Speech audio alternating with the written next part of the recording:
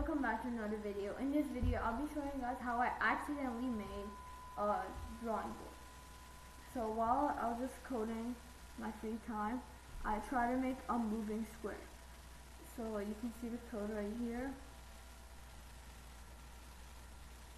And these are showing you the arrow keys. I'll show you guys later on.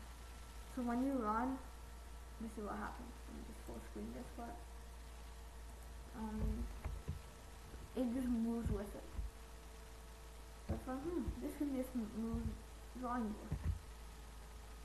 And I'm just gonna fiddle around with everything. And then it also has auto canceling, which I think. I'm just gonna add a few details. And I'm gonna try to make an airplane somehow. In some way. That's my drawing. And by the way, this is the top of the airplane. So this would be where the actual airplane part is. So basically, as you can see, it's not what it's supposed to be, and I'm surprised on how it turned out.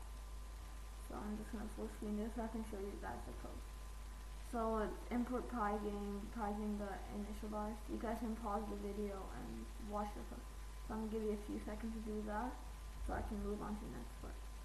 So from right here, you can see all the arrow key parts, and you can pause the video for this part right here for a few seconds, and this would be the last part.